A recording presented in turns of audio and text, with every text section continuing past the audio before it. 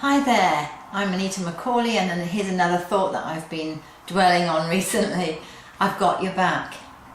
He's got my back. What a wonderful thought that is, isn't it? Isn't it lovely if someone says to you, I've got your back? Of course we walk forwards, we don't walk backwards, so our eyes are in the front of our head and we walk forwards. So I don't have eyes in the back of my head, I'm sure you don't too.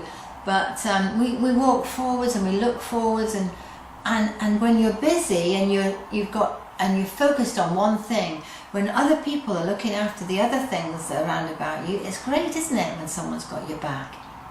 There was a film with Sandra Bullock in it, and it was a story of, it's called The Blind Side, and it's a story of McAulay, a very famous football player, and he excelled in protective instinct. And that is how he became a famous football player, because he protected his team and knocked everyone else out of the way.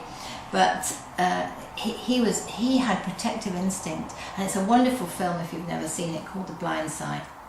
But he had everyone's back, and it's a lovely thing to think about. You know, God has got your back, and God has got my back. There's a verse in the Bible which says, I am your rear guard. I go before you and I am your rear guard. That's what God says to you, and God says to me, I'm your rear guard, I've got your back. There's also another verse in the Bible which says this, I hem you in behind and before. He hems us in behind and before. He's protecting us at the back and at the front. He's protecting us, and he's all the way round about us, of course, and he's in us if we've invited Jesus to come into our life and we're following him. But God is our rear guard. God has got our back. I hope you know the reality of that in your life, that he's got your back. It's so wonderful. God bless. Bye.